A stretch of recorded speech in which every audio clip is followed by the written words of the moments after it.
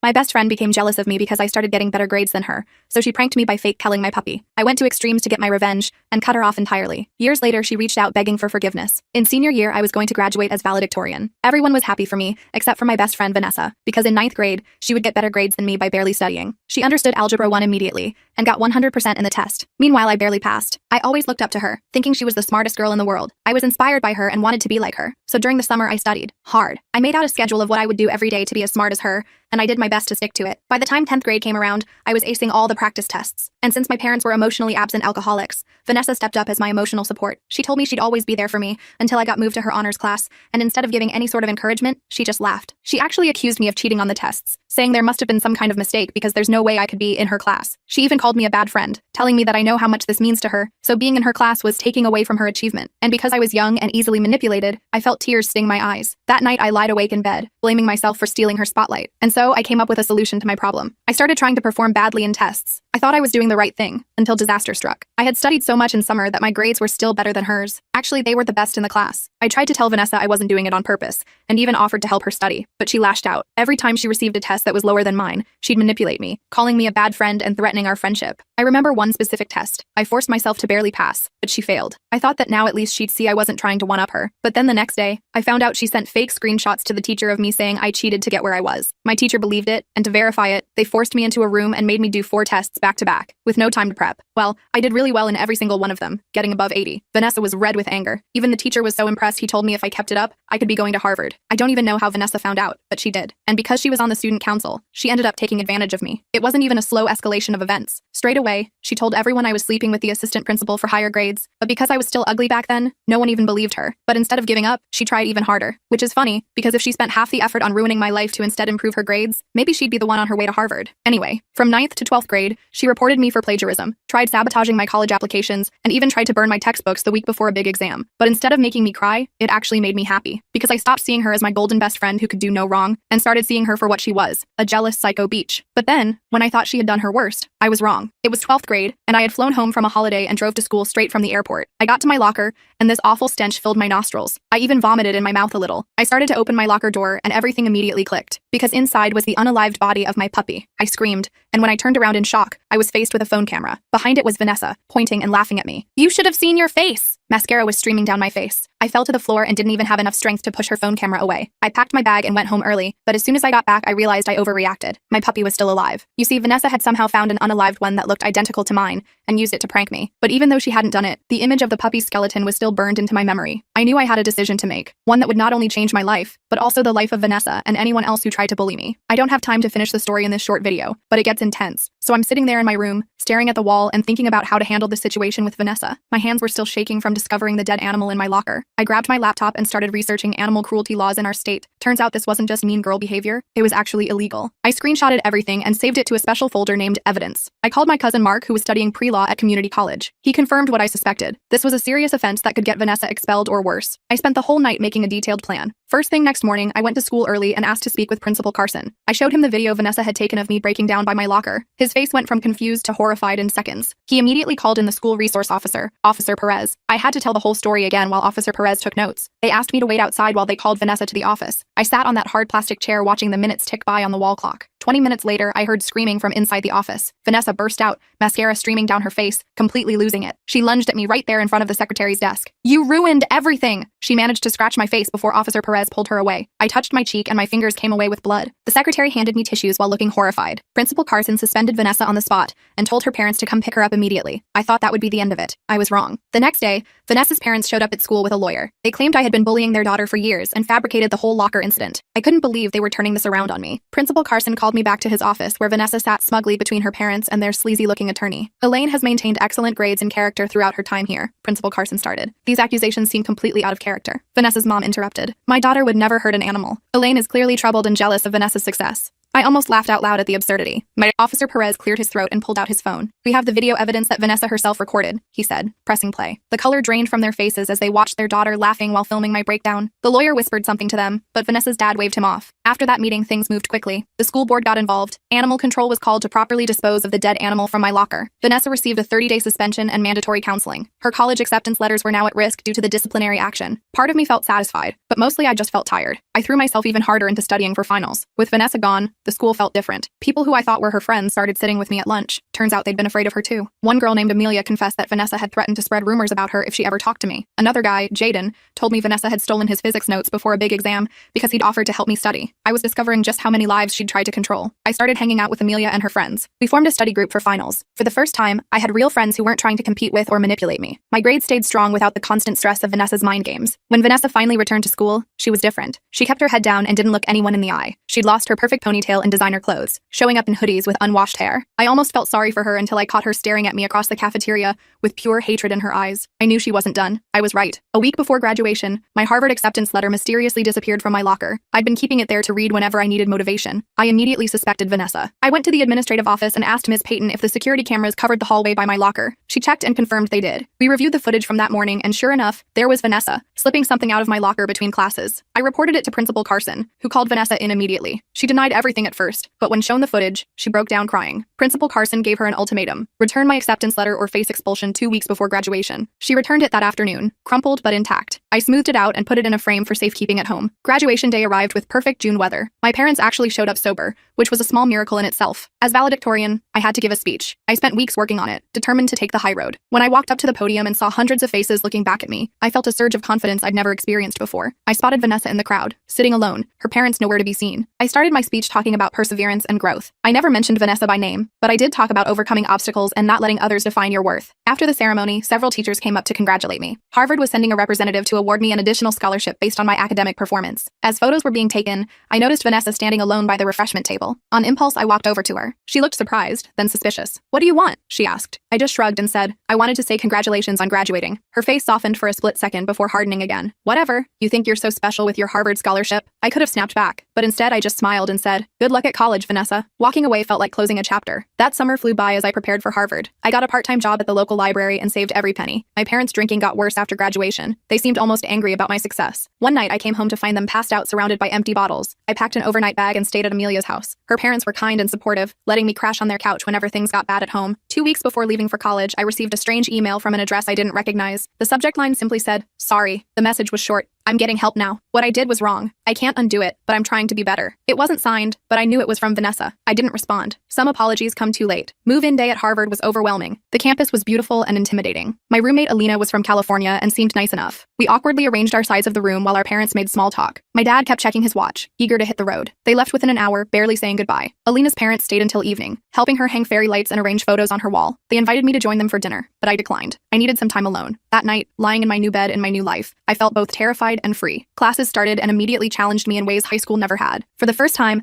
I was surrounded by people who were all as smart or smarter than me. No one cared that I was valedictorian. I was just another freshman trying to find my way. I joined the debate team and started making friends who knew nothing about my history with Vanessa. Over winter break, I decided not to go home. I couldn't face my parents drinking and the empty house. Instead, I stayed with Alina's family in California. They welcomed me like I was their own daughter. Christmas morning, I woke up to actual presents with my name on them. I almost cried opening them. Thoughtful gifts from people who barely knew me but showed more care than my own parents ever had. When spring semester started, I declared my major in psychology with a focus on adolescent development. Something about understanding why people like Vanessa become who they are fascinated me. During sophomore year, I got an email from Principal Carson. He was checking in on his former students and wanted to let me know Vanessa had dropped out of college.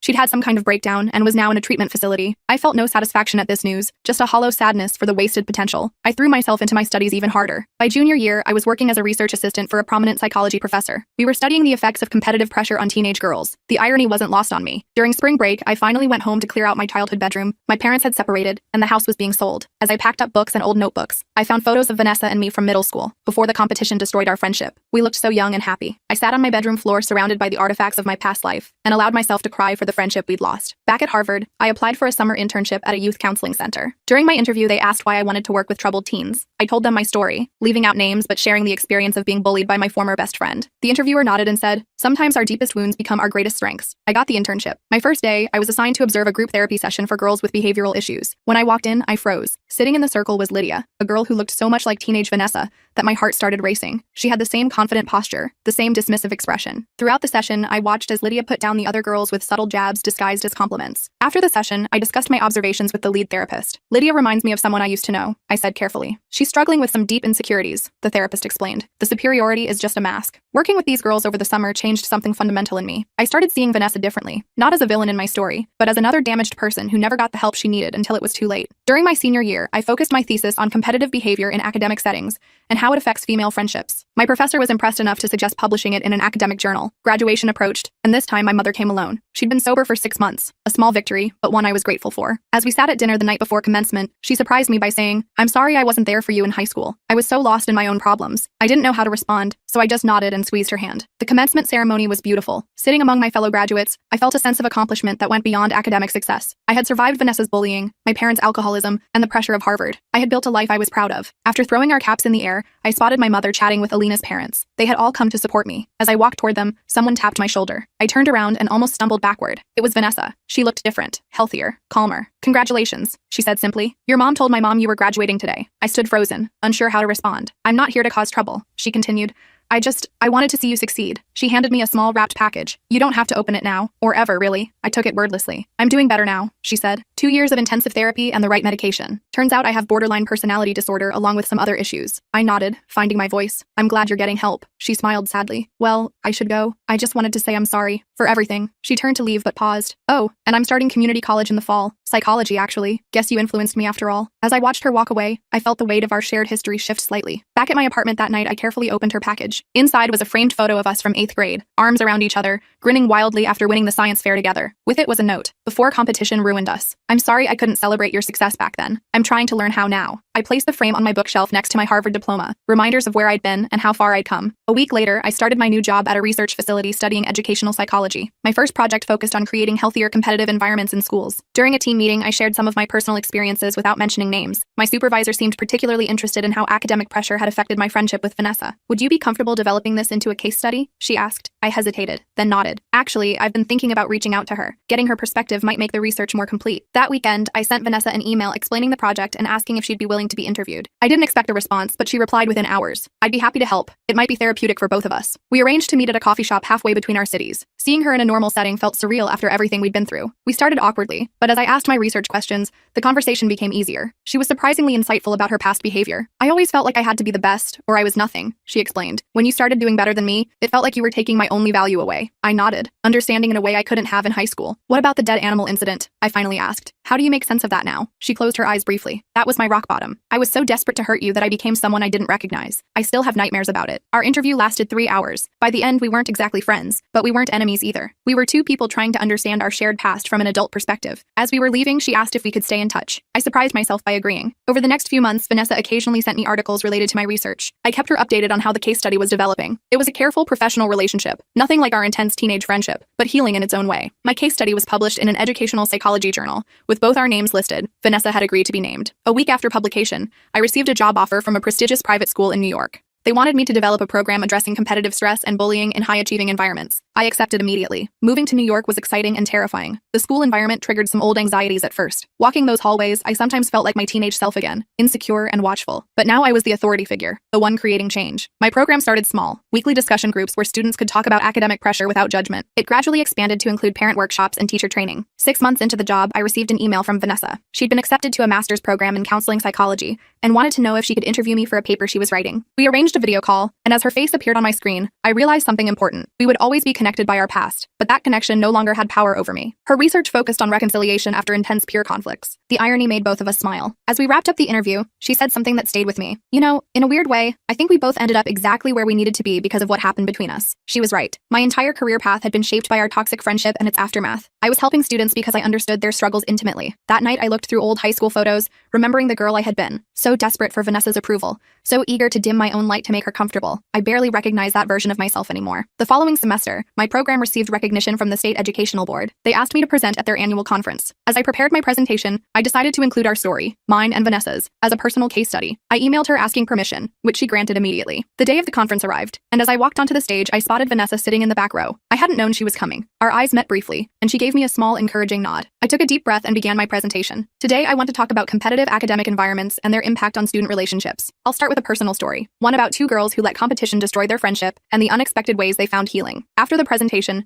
Several educators approached with questions. Vanessa waited patiently until the crowd dispersed. "That was really powerful," she said. "Thanks for telling our story with such fairness." We went for coffee afterward, comparing notes on our respective programs. She was working with at-risk teenagers in a community center, using her own experiences to connect with them. Before parting, she hesitated, then asked, "Do you think we could collaborate on something someday? Maybe combine your research with my counseling approach?" I found myself nodding. "I'd like that." 3 years later, we published our first book together, Competitive Damage: Healing Academic Trauma in High-Achieving Environments. It became required reading in several education programs. We still weren't best friends. Too much had happened for that. But we'd found a way to transform our painful history into something helpful for others. Looking back now, I realized that the day I found that dead animal in my locker wasn't just the breaking point of our friendship, it was the beginning of both our healing journeys. Sometimes the most painful experiences lead to the most important growth. Vanessa and I were proof of that. Our story didn't end with revenge or victory. It ended with something more complicated and ultimately more meaningful. Two damaged people finding ways to help others avoid the same pain. And in doing so, we finally helped ourselves. After high school, Vanessa and I both took different paths. I enrolled at State University with a psychology major. She went to community college 3 towns over. We didn't speak for almost 2 years. The distance felt necessary for both of us. I spent my freshman year trying to forget our history. My dorm roommate never knew about my past. I made new friends who saw me as normal. The nightmares about the dead rat still came sometimes. They were less frequent as months passed. I joined a campus group for mental health awareness. We organized support sessions for students with anxiety. The irony wasn't lost on me. I was still dealing with my own issues. My therapist said helping others was part of my healing. She called it post-traumatic growth during our sessions. I didn't fully believe it at first. Then I noticed small changes in myself. I could talk about high school without shaking. The panic attacks stopped coming after crowded lectures. I even made it through an entire semester without crying in public. Progress felt slow but real. During sophomore year, I got an email from Vanessa. My heart raced when I saw her name in my inbox. She wanted to meet for coffee during winter break. I almost deleted the message without responding. My thumb hovered over the screen for several minutes. I finally typed a short reply agreeing to meet. We chose a small cafe halfway between our hometowns. I arrived 20 minutes early out of nervousness. Vanessa walked in exactly on time. She looked different with shorter hair and glasses. We hugged awkwardly before sitting down. She ordered black coffee while I got tea. The first 10 minutes were filled with small talk. Then she pulled out a notebook from her bag. Vanessa had started a blog about teenage bullying. She wanted my perspective for an article she was writing. This wasn't what I expected from our meeting. She explained she was studying journalism now. Her professor encouraged students to write from personal experience. Vanessa chose to focus on bullying and reconciliation. I felt a lump form in my throat. She wasn't asking for forgiveness exactly. This felt like something more complicated. We spent 3 hours in that cafe sharing perspectives. I told her about my psychology studies and interest in trauma. She showed me comments from teen readers of her blog. Many found comfort in knowing others shared similar experiences. We recognized something important was happening between us. Our separate healing journeys had led to similar destinations. By spring semester, we were collaborating on a workshop series. Vanessa wrote compelling stories about bullying experiences. I provided psychological frameworks to understand them. We piloted the program at my university's Community Outreach Day. 15 high school students attended our first session. We shared our own story with minimal details. The focus stayed on prevention and healing strategies. 3 students approached us afterward with tears in their eyes. They recognized themselves in our narrative. One girl admitted to bullying others because of her home situation. A quiet boy revealed he'd been contemplating suicide from the isolation. The third student simply hugged us both before leaving. We knew we'd found our calling that day. I adjusted my psychology studies to focus on adolescent development. Vanessa transferred to a 4-year college with a strong communications program. We created a more formal curriculum for our workshops. A local school district invited us to present to their teachers. The superintendent attended our presentation about peer intervention. He asked us to develop a district-wide program for the following year. We were still undergraduates with limited experience. The opportunity terrified and excited us simultaneously. I spent that summer researching effective intervention models. Vanessa interviewed former bullies about their motivations and regrets. We rented a small apartment together to save money. Living together revealed new dimensions to our evolving friendship. Vanessa still organized everything with military precision. I still left dishes in the sink too long. We argued about small things but respected the bigger boundaries. Late nights were spent refining our program materials. We called it Full Circle, breaking the cycle of school bullying. The name represented our own journey and mission. By senior year,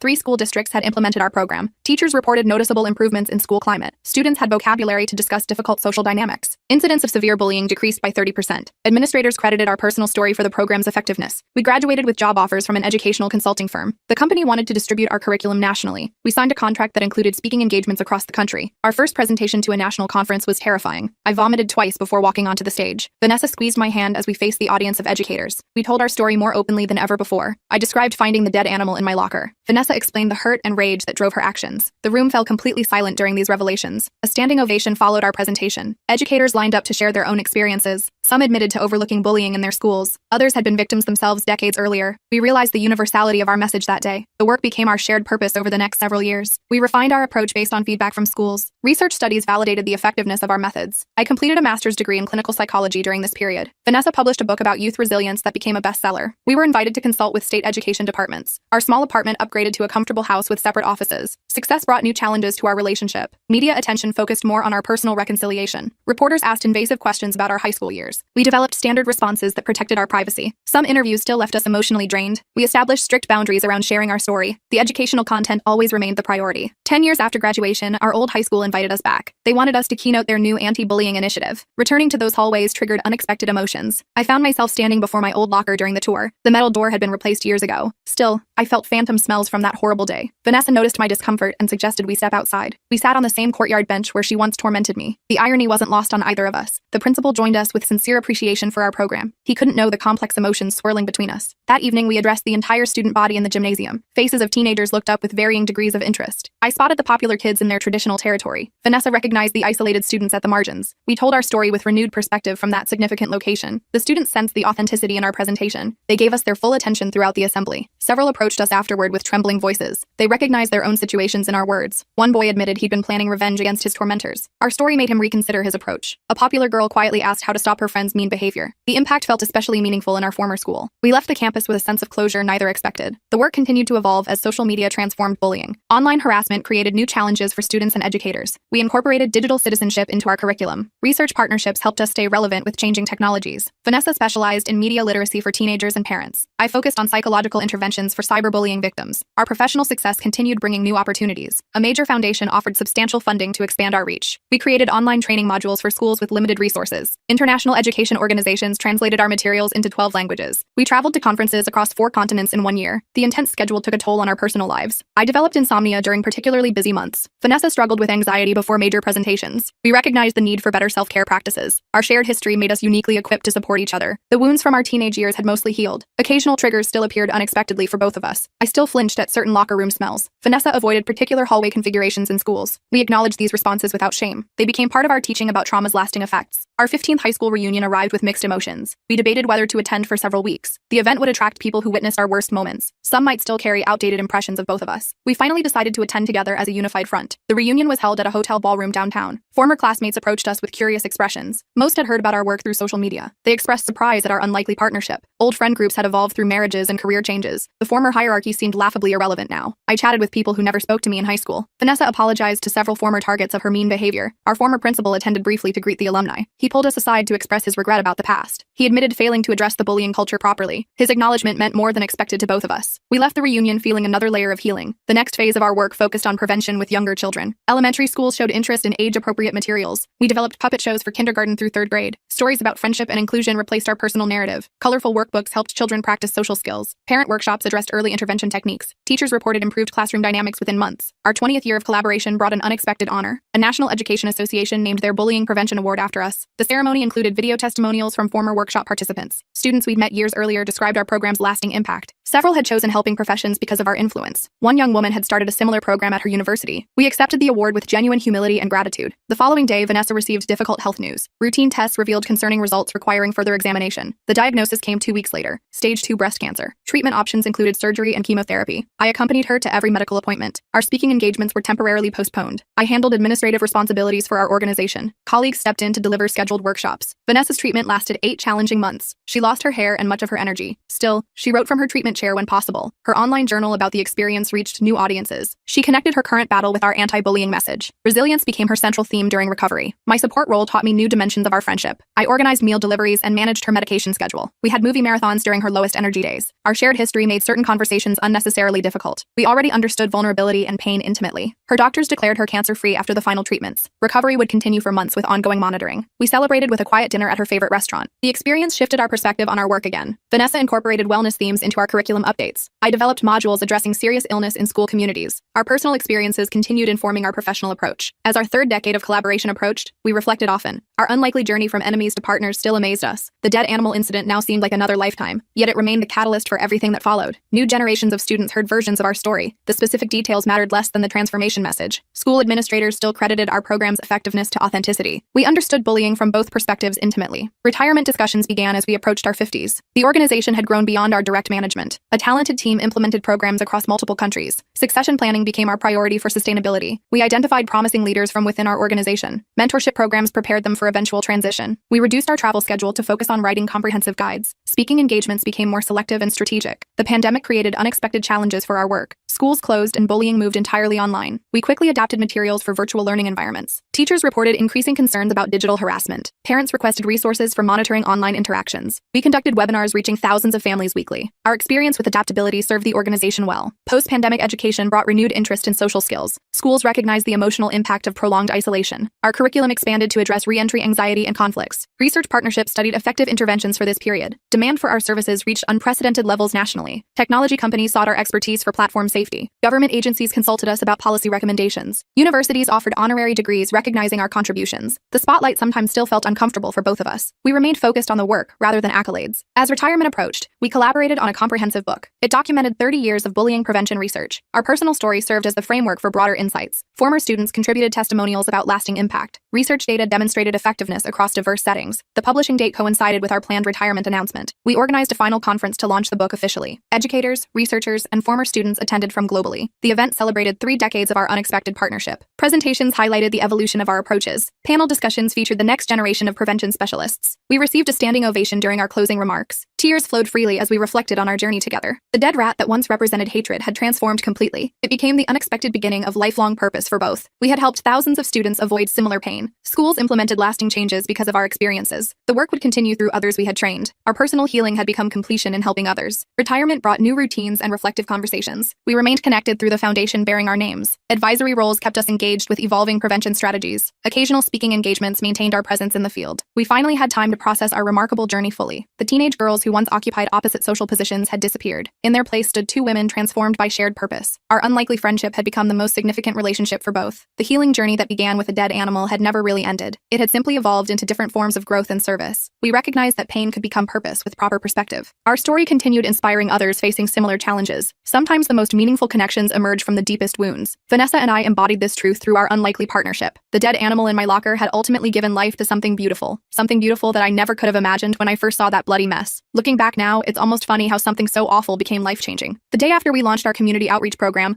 local news picked up our story. I woke up to 17 text messages from people I hadn't talked to in years. My phone kept buzzing all morning with notifications. Vanessa called me around noon, her voice unusually excited. The segment had gone viral overnight on several platforms. We weren't prepared for the sudden attention at all. People wanted to know more about our journey from enemies to partners. Requests for interviews flooded our inboxes immediately. School administrators who once disciplined us now praised our initiative publicly. I felt uncomfortable with the spotlight at first. Vanessa adapted to it more naturally than I did. She handled most media interactions while I worked behind the scenes. Our first major event drew nearly 300 people to the community center. I stood backstage with sweaty palms and racing thoughts. The crowd seemed impossibly large from my vantage point. Vanessa nudged me forward when my feet refused to move. I somehow made it to the microphone without tripping. The words came easier than expected once I started speaking. I shared our story without sugarcoating the ugly parts. People nodded and some wiped away tears during certain moments. The applause afterward felt surreal and slightly uncomfortable. We raised enough money that night to fund our program for 6 months. Local businesses started reaching out with partnership offers the next day. A regional mental health organization wanted us as featured speakers at their conference. The momentum built faster than we could manage properly. Vanessa suggested we needed help handling the administrative aspects. We hired a part-time coordinator using some of the donation money. Things became more structured and less chaotic within weeks. Our weekly support groups expanded to 3 different locations across town. The school board invited us to implement our program district-wide the following semester. I still occasionally had nightmares about finding that dead rabbit. The smell would return vividly in my dreams sometimes. Vanessa admitted she still felt shame about her role in the incident. We incorporated these ongoing struggles into our presentations honestly. People seem to appreciate our candor about the healing process. Not everything gets fixed neatly like in movies or books. The messy reality resonated with audiences more powerfully. Summer approached with new opportunities and challenges for our work. I graduated with my counseling certification that May. Vanessa received acceptance to her top choice graduate program across the country. Our paths would physically diverge for the first time since forming our partnership. We spent weeks creating contingency plans for the organization. The distance would test everything we'd built together over the years. I felt anxious about continuing without her physical presence. Technology would bridge the gap, but things would inevitably change. The last event before her departure drew our biggest crowd yet. Community leaders and officials attended in surprising numbers. The mayor presented us with a Civic Achievement Award during the ceremony. Cameras flashed continuously throughout the evening from various media outlets. I hugged Vanessa goodbye at the airport the following week. Words felt inadequate in that moment between us. She promised to call as soon as she landed safely. I drove home in silence, feeling strangely hollow despite our success. Running things alone proved harder than anticipated those first few months. Attendance numbers dropped slightly without Vanessa's magnetic presence. I struggled with some administrative decisions without her input. The coordinator we hired became increasingly valuable during this transition. She suggested expanding our online presence to maintain momentum. We launched virtual support groups to complement the in-person sessions. Participation numbers slowly rebounded by late autumn. Vanessa joined our major events via video call whenever possible. Her insights from her graduate studies enhanced our program substantially. I visited her during winter break to collaborate on our 5-year strategic plan. The organization had grown beyond anything we'd initially imagined. Corporate sponsors had begun providing significant financial support. Local government included our initiative in their community wellness budget. My small apartment had become our unofficial headquarters by necessity. Papers and promotional materials covered every available surface. I rarely used my kitchen table for actual meals anymore. The doorbell rang constantly with deliveries and volunteer check-ins. Spring brought unexpected recognition from a National Mental Health Foundation. They selected our program for their annual Innovation Award. The prize included substantial funding and implementation resources. Vanessa flew back for the ceremony despite her heavy course load. Seeing her walk through the airport terminal lifted my spirits instantly. We stayed up all night catching up and planning future expansions. The award ceremony itself passed in a blur of handshakes. I remembered very little of my acceptance speech afterward. Photos from the event showed me looking simultaneously terrified and thrilled. Vanessa appeared poised and professional beside me in every shot. National attention brought both opportunities and new pressures. Other communities requested information about replicating our model. We created standardized materials to share with interested organizations. Our inbox remained perpetually full despite hiring additional help. The workload threatened to become overwhelming at times. I developed insomnia from the constant mental checklists. Vanessa noticed my exhaustion during our weekly video meetings. She insisted I establish better boundaries between work and personal life. Taking her advice, I designated Sundays as completely work-free days. My mental health improved noticeably within a few weeks. The organization continued functioning without my constant attention. This realization felt both relieving and slightly deflating to my ego. Vanessa completed her first year of graduate studies with honors. She incorporated our work into several of her research projects. Her professors expressed interest in formally studying our program's outcomes. This academic validation added credibility to our experiential approach. Summer brought Vanessa back temporarily to help expand operations. We moved into proper office space downtown that June. Unpacking boxes and arranging furniture felt symbolic somehow. What began as 2 hurt people finding healing had become something substantial. Volunteers streamed in and out of our new headquarters daily. The community claimed ownership of the mission in beautiful ways. Local artists donated work for our walls featuring themes of healing. The mayor cut a ribbon at our official grand opening ceremony. Nearly 500 people attended despite the scorching summer heat. I barely recognized our own creation in those moments. The fall marked 3 years since that dead rabbit appeared. Vanessa returned to complete her final year of graduate study. I committed to expanding our preventative education components. We developed age-appropriate materials for elementary schools. Teachers reported noticeable improvements in classroom dynamics. Children embraced the concepts with less resistance than adults typically showed. My weekly visits to schools became the highlight of my schedule. Watching young minds grasp emotional intelligence concepts felt rewarding. These kids would hopefully avoid the mistakes Vanessa and I made. Prevention seemed infinitely more effective than intervention after damage. Winter arrived with an unexpected opportunity for national exposure. A documentary filmmaker contacted us about featuring our story. Initial interviews stretched over several snowy December days. The filmmaker captured footage of our various programs in action. Vanessa participated remotely through recorded video sessions. Revisiting the painful beginning felt strangely distant now. I could describe finding the rabbit without my heart racing anymore. The crew filmed at our old high school with administrative permission. Standing by that same locker stirred unexpected emotions in me. The hallway looked smaller than it did in my memories. Current students passed by, unaware of what happened there. The filming process forced reflection on our complete journey. I recognized patterns and turning points previously missed. The documentary premiered at a regional film festival that spring. Seeing our story through someone else's artistic lens felt surreal. Audience members approached us afterward with tears and thanks. Many shared their own experiences with bullying and reconciliation. The film won an Audience Choice Award at the festival. Several streaming services expressed interest in distribution rights. Vanessa graduated with her master's degree the following month. She returned with new qualifications and expanded vision for our work. We celebrated her achievement with a small gathering of supporters. The organization had become sustainable enough to hire her full-time. Having her back permanently changed the energy immediately. Our brainstorming sessions regained their former creative spark. Summer marked the beginning of our nationwide expansion efforts. We traveled to 3 pilot cities to train local implementation teams. Each community adapted our framework to their specific needs. I discovered I actually enjoyed the consulting aspects of expansion. Vanessa excelled at troubleshooting unique community challenges. We returned home exhausted but fulfilled after each training session. Fall brought an invitation to present at an international conference. The prospect of sharing our model globally both excited and terrified us. We spent weeks preparing materials for international adaptation. Cultural considerations required significant research and consultation. The conference itself attracted delegates from 47 countries. Our presentation room filled to capacity 15 minutes early. Attendees stood along walls and sat in aisles to participate. The response exceeded anything we could have anticipated. Representatives from 12 countries requested follow-up consultations immediately. We returned home with a fundamentally expanded perspective on our work. Local initiatives continued thriving under our team's capable management. The documentary released on a major streaming platform that winter. Viewership numbers exceeded the distributor's projections significantly. Messages poured in from viewers around the country and beyond. Many described watching our story multiple times for inspiration. Schools began using the documentary as a teaching tool. Our website crashed briefly from the sudden traffic increase. race. The small tech team scrambled to upgrade our digital infrastructure. Media requests required us to hire a dedicated communications person. I sometimes barely recognized my own life during this period. The scared, angry teenager from years ago seemed like someone else. Vanessa and I occasionally reminded each other where we started. Our 5th anniversary celebration drew attention from national media outlets. The governor presented us with a Humanitarian Service Award. Former bullies and victims from our school attended in surprising numbers. Many had found their own healing through our programs over years. The Dead Rabbit story had become almost mythological in retelling, yet the core truth of transformation remained undeniably powerful. Spring brought a publishing offer for a book about our journey. We approached the writing process as another form of therapy. Revisiting certain memories required significant emotional energy from both of us. Vanessa struggled to articulate her perspective on the bullying period. I found it difficult to describe my darkest thoughts from that time. Our editor pushed us toward complete honesty throughout the process. The manuscript underwent 12 revisions before completion. Advanced reviews praised the book's unflinching authenticity. Summer release plans included a limited speaking tour. Book signings and interviews consumed much of that season. Readers shared how our story helped them forgive themselves or others. Parents brought teenagers who reminded us of our younger selves. I often thought about how different life might have been. That dead rabbit could have easily led to escalating revenge. Instead, it somehow became the catalyst for healing and purpose. The book reached bestseller status by mid-autumn. Universities added it to courses on conflict resolution. Corporate training programs incorporated our reconciliation model. Translation rights sold to publishers in 14 countries. Vanessa proposed using proceeds to establish a scholarship foundation. We created opportunities for students committed to community healing. The 10th anniversary of the Rabbit incident approached unbelievably fast. We organized a special conference focused on long-term transformation. Former participants from our earliest programs returned as presenters. Success stories demonstrated the lasting impact of genuine reconciliation. I sometimes caught myself watching Vanessa during these events. Her evolution from insecure bully to compassionate leader amazed me. She said she felt the same watching my journey unfold. We both acknowledged how unlikely our partnership would have seemed. The universe had strange ways of creating purpose from pain. The anniversary conference exceeded our expectations in every way. Over 1,000 attendees participated from across the country. Implementation teams from 6 countries joined to share their experiences. Academic researchers presented preliminary findings on program effectiveness. Government representatives discussed policy implications of our approach. The final day featured a special ceremony honoring key contributors. Vanessa and I received matching crystal awards for our founding work. We shared knowing glances during the standing ovation that followed. Words could never fully capture what had transpired between us. The dead rabbit that once represented hatred had transformed completely. It now symbolized the possibility of healing from the deepest wounds. Our personal journeys continued alongside the organizational growth. I eventually completed my doctorate in psychological counseling. Vanessa developed specialized programs for corporate environment healing. We both taught university courses on conflict transformation occasionally. Neither of us had anticipated becoming recognized experts in reconciliation. Life continued presenting new challenges and opportunities for growth. The organization evolved beyond its founders in healthy ways. Capable leaders emerged from participants in our early programs. Our role shifted gradually toward advisory rather than operational. This transition allowed us to pursue other aspects of healing work. International interest continued expanding through our second decade. I traveled to conferences in Europe, Asia, and South America. Vanessa developed training materials adapted for various cultural contexts. We documented our methodology through academic and practical publications. Universities in several countries established research partnerships with us. The work evolved far beyond our initial vision or capacity. I sometimes found myself watching videos from our earliest days. The contrast between then and now always struck me forcefully.